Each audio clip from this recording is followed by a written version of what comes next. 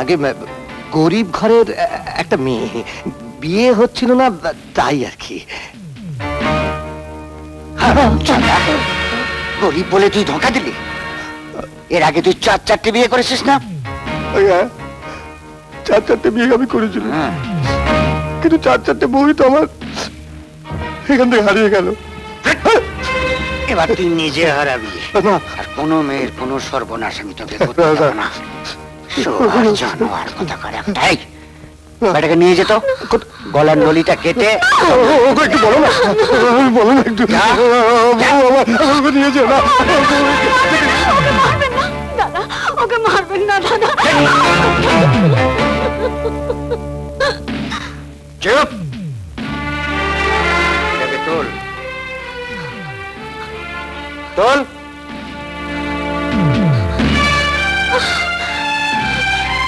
তোমার ভাগ্য ভালো, ওই জানোয়ারটার হাত থেকে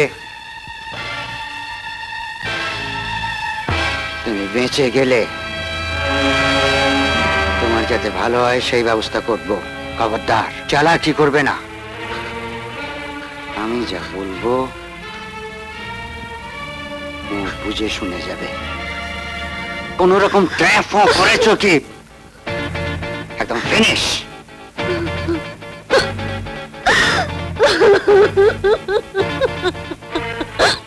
সবই তাই রে বাহ! আরে বিয়ের ব্যবসা করে মালকড়ি তো বেশ ভালোই আমদানি করছে। ক্যাশ কত খিঁচলে?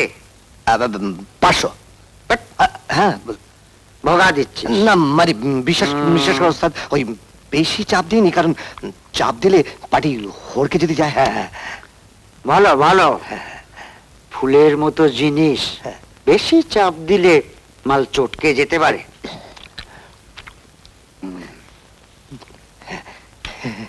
এটা নাও, এখান থেকে হড়কে যাও। হ্যাঁ বেশ অনেক দিনের মতন তোমার এই বদনখানি কেউ যেন দেখতে না পায়। হ্যাঁ, ঠিক আছে। নমস্কার স্যার। কি ব্যাপার? এতে কটা নামের লিস্ট আছে, ভালো করে রিপোর্ট তৈরি করে দেবেন। বিক্রম সিং বলেছে খুব শিগগিরই এদের পাসপোর্ট তৈরি করতে হবে। আর আর এটা স্যার, এক্ষুনি করে দিচ্ছি। কাল থেকে নতুন ওসি চার্জ নিচ্ছেন, শুনেছি লোকটা নাকি খুব কড়া। বিক্রম সিংকে নতুন ওসি চেনে না, বেশি বেগরবাই করলে দুদিনেই ট্রান্সফার হয়ে যাবে।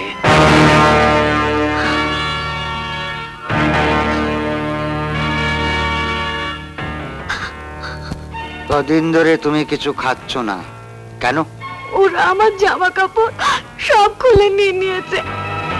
তোমায় আমি চালাকি করতে বারণ করেছিলাম, তুমি চেঁচিয়ে লোক ডাকছিলে। এরকম জিনিস দিয়ে কেউ কখনো তোমায় মেরেছে? এরকম জিনিস দিয়ে? বউটাকে বাগে আলা গেল না। আরে বাবু, যাবে যাবে। বিক্রম সিং নিজে কেসটাকে হাতে নিয়েছে, স্পেশাল ট্রিটমেন্ট চলছে।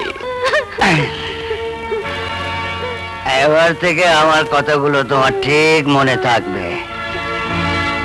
হ্যাঁ, তোমার নাম তো সুষমা। সুষমা একদম ঠাকুমা দিদিমার আমলের নাম, ওই নাম তোমায় বলে যেতে হবে।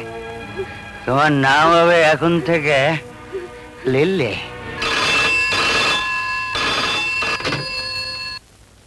হ্যালো, এটা কি থানা? ইয়েস, একবার ওসিকে দেবেন। আমি ওসি সুরজিৎ সেন বলছি।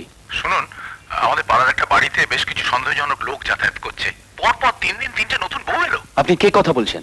পরিচয় দিতে পারবো না, শেষ বিপদে পড়ে যাব। আমাদের ঢালিপাড়ার 13 নম্বর বাড়িতে মনে হচ্ছে বেশ একটা গোলমেলে ব্যাপার চলছে। গোলমাল মানে? 13 নম্বর বাড়িতে কি হয়েছে? একবার খোঁজ করে দেখুন না। হ্যালো হ্যালো,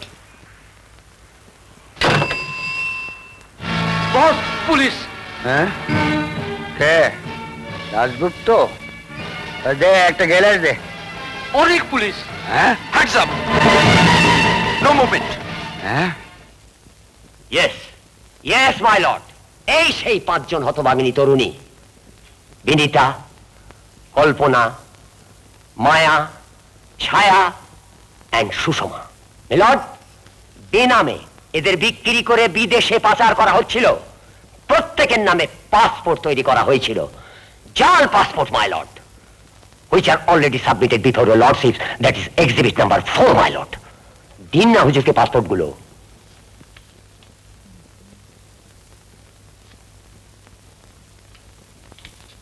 মিলর্ড, এই মেয়ে বিক্রি এবং মেয়ে পাচারের জঘন্যতম চক্রান্তের আসল অপরাধী এই এই বিক্রম সিং। মিলর্ড, এই অপরাধী কেবলমাত্র এই অপরাধেই অভিযুক্ত নন। পুলিশ বিক্রমের আস্তানায় হানা দিয়ে প্রায় 7 কেজি হেরোইন, ব্রাউন সুগার ইত্যাদি উদ্ধার করেছে। মিলর্ড, আসামি শুধু দেশের মেয়েদেরই বিদেশে চালান করে না, সেই সঙ্গে চোরাই ড্রাগের নোংরা ব্যবসার সঙ্গে সে লিপ্ত। এই লোকটি সমাজকে ধ্বংসের পথে টেনে নিয়ে যাচ্ছে। মিলর্ড, আদালতের বিচারে অপরাধীর চরম শাস্তি প্রাপ্য। That's all.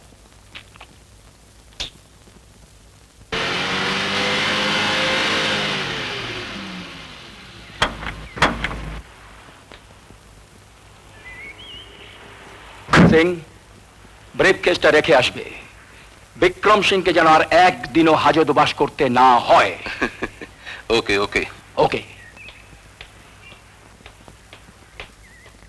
নমস্কার স্যার। আপনি ফোন করেছিলেন? Yes sir. বলুন কি ব্যাপার? স্যার, আমি বিক্রম সিং এর ভাই অজিত সিং। দাদার ওপর পুলিশের একটু খার আছে। এমন মিথ্যে মামলায় আগেও 2 বার জড়িয়েছিল, কিন্তু কেস দাঁড়ায়নি। আগামীকাল রায় বেরোবে, দেখুন কেস দাঁড়ায় কিনা। স্যার, বৌদির শরীরের অবস্থা খুবই খারাপ। বয়সকালে দাদাই প্রথম সন্তান লাভ করতে যাচ্ছে। এই সময় জেল হলে বৌদির যদি কিছু একটা খারাপ হয়ে যায়। সেরকম আশঙ্কা থাকলে আপনার একজন ডাক্তারের কাছে যান। না না না, আপনি ঠিক পারবেন। দাদা যাতে বেনিফিট অফ ডাউটে মুক্তি পান, তার জন্যে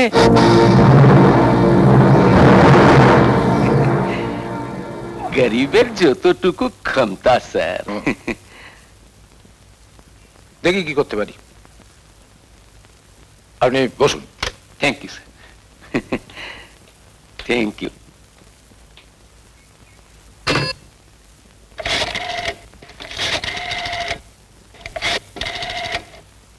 hello, Lalbazar.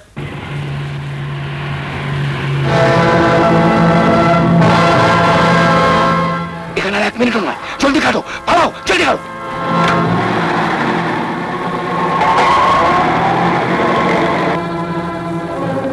Mister Ajit Singh, you are under arrest. এই হাত কড়া লাগাও।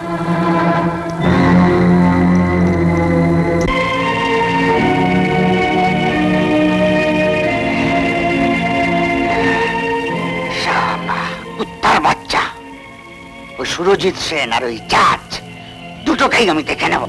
আপনি কিচ্ছু ভাববেন না স্যার, ওপর মহলে খবর পৌঁছে গেছে। ওই 2 বেটাকে খুব শিগগিরই এখান থেকে অনেক দূরে কোথাও ট্রান্সফার করে দেওয়া হবে। দেখবো ওরা কতদিন আমাকে আটকে রাখে। Right sir, right. একদিন আমি ছাড়া পাবো না, সেই দিন দেখে নেব। সমস্ত সাক্ষ্য প্রমাণাদি সুবিবেচনা করে আমি এই সিদ্ধান্তে পৌঁছেছি যে আসামি বিক্রম সিং নারী কেনাবেচার ঘৃণ্য ব্যবসা এবং নিষিদ্ধ মাদক দ্রব্যের চোরাই কারবারের সঙ্গে ঘনিষ্ঠভাবে জড়িত। আসামি বিক্রম সিংকে আমি ইন্ডিয়ান পেনাল কোডের 363 ধারায় 3 বছর এবং নার্কোটিক অ্যাক্টের 25 ও 27 ধারায় 5 বছর সশ্রম কারাদণ্ডে দণ্ডিত করিলাম।